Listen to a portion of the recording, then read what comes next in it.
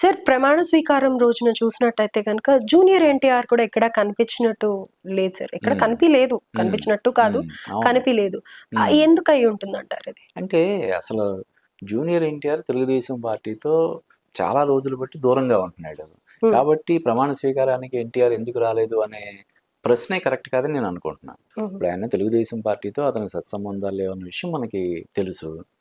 NTR university పేరుని వైఎస్ఆర్ యూనివర్సిటీగా మార్చినప్పుడు కూడా, ఎన్టీఆర్ హెల్త్ యూనివర్సిటీని వైఎస్ఆర్ హెల్త్ యూనివర్సిటీగా మార్చినప్పుడు కూడా అతను నామమాత్రంగా స్పందించాడు తప్ప పెద్దగా స్పందించలేదు. ఎన్టీఆర్ శత జయంతి ఉత్సవాలకు కూడా అధికారికంగా తెలుగుదేశం పార్టీ ఏర్పాటు చేసిన కార్యక్రమాలకు అతను హాజరు కాలేదు. తమిళనాడు నుంచి రజనీకాంత్ వచ్చాడు, ఇక్కడ రామ్ చరణ్ కానీ వీళ్ళందరూ ఇక్కడ హైదరాబాద్లో జరిగిన కార్యక్రమానికి హాజరయ్యారు. అప్పుడు కూడా ఆయన ఎన్టీఆర్ రాలేదు.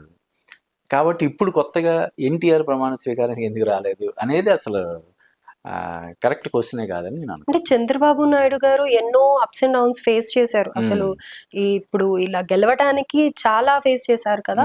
అలాంటప్పుడు ఇది ఒక సెలబ్రేషన్. అవును, సెలబ్రేషన్ టైంలో ఫ్యామిలీ మెంబర్స్ అందరూ ఉండాలి, అవునా? సో అప్పుడు ఎన్టీఆర్ గారి తర్వాత అంత ఇది ఉంది అని అంటే సిబిఎన్ గారికి కదా. కాబట్టి మరి రావాలి, ఉంటారు అని కూడా ఫ్యాన్స్ ఎక్స్పెక్ట్ చేశారు. ఎలాగా అసలు కాదు, ఎక్కడ ప్రచారంలో పార్టిసిపేట్ చేయలేదు, కనీసం ట్వీట్ చేయలేదు. పార్టీని గెలిపించమని ట్వీట్ కూడా చేయలేదు. గెలిచిన తర్వాత మాయకి అభినందన ఒక ట్వీట్ చేశాడు. దానికి కూడా చంద్రబాబు నాయుడు వెంటనే థ్యాంక్ యూ అని చెప్పి ఆయన స్పందించాడు. సో ముందు నుంచే దూరంగా ఉంటున్నారు అంతే కదా. ఇప్పుడు 2009లో తెలుగుదేశం పార్టీ తరఫున ఆయన విస్తృతంగా ప్రచారం చేశాడు.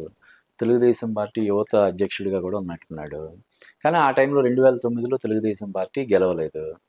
పైగా ఎన్టీఆర్ ప్రచారం చేసిన చోట పార్టీ ఓడిపోయింది అని చెప్పి ఆరోపణలు చేశారు. దానివల్ల హర్ట్ అయ్యాడు. తర్వాత వాళ్ళ కుటుంబంలో ఎటువంటి పరిణామాలు జరిగాయో మనకు తెలియదు. కానీ అప్పటి నుంచి ఎన్టీఆర్ తెలుగుదేశం పార్టీకి, చంద్రబాబు నాయుడు కుటుంబం ఫ్యామిలీకి దూరంగానే ఉంటున్నాడు. అప్పటి నుంచి కూడా 2009 తర్వాత నుంచి దూరంగానే ఉంటున్నాడు. కాబట్టి ఇప్పుడు కొత్తగా ప్రమాణ స్వీకారానికి ఎన్టీఆర్ ఎందుకు రాలేదు అనే ప్రశ్నే ఉత్పన్నం కాకూడదు. అంతే అంటారు. అంతే కదా. Right sir. సార్ అయితే మరి ఎక్కడ చూసినా కానీ ఎన్టీఆర్ ఫ్యాన్స్ ఎన్టీఆర్ సీఎం అని గోల చేస్తూ ఉంటారు. ఆఖరికి ఎన్టీఆర్ ఘాట్ దగ్గరికి వెళ్ళినా కూడా, సీనియర్ ఎన్టీఆర్ గారి ఘాట్ దగ్గరికి వెళ్ళినా కూడా ఇవే నినాదాలు వినిపిస్తూ ఉంటాయి, ఏ ఆడియో ఫంక్షన్లలో కానీ ఎక్కడ కానీ. అంటే ఫ్యూచర్ లో జూనియర్ ఎన్టీఆర్ గారి స్థానం ఎలా ఉండబోతోంది రాజకీయం పరంగా, టీడీపీ పార్టీ పరంగా? అంటే గత కొన్ని సంవత్సరాలుగా ఎన్టీఆర్ రాజకీయాలకు దూరంగా ఉన్నాడు. తెలుగుదేశం పార్టీతో సన్నిహితంగా లేడు, అలాగని వేరే పార్టీలతో కూడా ఆయన సన్నిహిత సంబంధాలు ఏమి మెయింటైన్ చేయట్లేదు. కాబట్టి అంటే ఆయన రాజకీయ రంగ ప్రవేశం చేసిన తర్వాత ఆయన రాజకీయాల గురించి మనం మాట్లాడుకోవాలి తప్ప, ప్రస్తుతానికి ఆయన ఫోకస్ అంతా కూడా సినిమాల మీద ఉంది. ఇప్పుడు RRR సినిమాతో ఆయన పాన్ ఇండియా స్టార్ అయ్యాడు, గ్లోబల్ మార్కెట్లో వచ్చింది. ఇప్పుడు దేవరా సినిమా కూడా పార్ట్ 1, పార్ట్ 2 రెండు కూడా పాన్ ఇండియా సినిమాలుగా రూపొందుతున్నాయి. ఆ తర్వాత వార్ 2 సినిమాలు హృతిక్ రోషన్తో కలిసి చేస్తున్నాడు. అది కూడా చాలా పాన్ ఇండియా సినిమా, భారీ బడ్జెట్ సినిమా. సో అతను ఫుల్గా రాజకీయాల గురించి అసలు ఆలోచించకుండా సినిమాల మీదే ఫోకస్ పెడుతున్నాడు. ఇకపోతే ఫ్యాన్స్ అందరూ సీఎం అని నినాదాలు ఇవ్వడం అనేది వాళ్ళ అభిమానాన్ని ప్రకటించుకోవడం. అది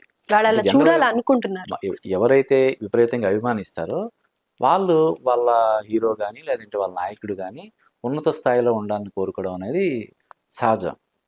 కాబట్టి ఎన్టీఆర్, ఇప్పుడు అందులోనూ ఎన్టీఆర్ పేరు పెట్టుకోవడంతో పాటు ఆయన రూపాన్ని కూడా పుణికిపుచ్చుకొని, ఇప్పుడు ఎన్టీఆర్ కూడా రాజకీయాల్లో ఎంత సంచలనం సృష్టించాడో, ఈ ఎన్టీఆర్ కూడా భవిష్యత్తులో రాజకీయాల్లో ఖచ్చితంగా వస్తాడు, వచ్చి ముఖ్యమంత్రి అవుతాడు అని చెప్పి అభిమానులందరూ ఆశపడుతున్నారు, ఆకాంక్షిస్తున్నారు. అది చూడాలి. ఎన్టీఆర్ అంటే ఇప్పుడు ఆయన చాలా చెప్పాను కదా, 2009 తర్వాత నుంచి రాజకీయాలకు చాలా దూరంగా ఉన్నాడు ఆయన. అంటే దాదాపుగా 15 సంవత్సరాలు. ఈ మధ్యలో ముగ్గురు ముఖ్యమంత్రులు, చంద్రబాబు నాయుడు మధ్యలో ఒకసారి ముఖ్యమంత్రి అయ్యాడు, తర్వాత మళ్ళీ ప్రతిపక్షంలో 5 సంవత్సరాలు ఉన్నాడు. ఇలాగ 15 ఏళ్ళుగా ఆయన రాజకీయాలకి దూరంగా ఉన్నాడు, రాజకీయాల గురించే మాట్లాడటం లేదు. కాబట్టి ఇప్పుడు ఆయన తెలుగుదేశం పార్టీ పగ్గాలు చేపడతాడా అంటే, తెలంగాణలో తెలుగుదేశం పార్టీని మళ్ళీ బలోపేతం చేసి ఇక్కడ ఎన్నికల్లో పోటీ చేయాలనే ఆలోచన ఒకటి ఉంది. తెలుగుదేశం పార్టీ తెలంగాణ పార్టీ పగ్గాలు ఎన్టీఆర్ గారు చెప్తారు. ఇలా ఇటువంటి అన్ని ఊహాగానాలు. కాబట్టి మనం ఏది చెప్పలేము, అది కాదని చెప్పలేము, అవునని చెప్పలేము, పూర్తిగా రూల్ అవుట్ చేయలేము అది జరగదు అని చెప్పి. అలాగే ఖచ్చితంగా జరుగుతుందని చెప్పలేము. ఆయన ఆలోచనలు ఎలా ఉన్నాయి, ఆయన ఏమి పంచుకోవట్లేదు. నా నా భవిష్యత్ ప్రణాళిక ఇది, నేను పలానా సంవత్సరంలో రాజకీయాల్లోకి వస్తాను, వచ్చి అప్పుడు రాజకీయాల మీద దృష్టి సారించి చేస్తానని ఆయన ఏం చెప్పట్లేదు. కాబట్టి ఇప్పుడు మనం చేసేవన్నీ ఊహాగానాలు. అభిమానులు చేసే నినాదాలు అనేవి వాళ్ళ అభిమాన ప్రకటనగా మనం చూడాలంతే. Right sir, thank you sir, thank you thank so you. Much.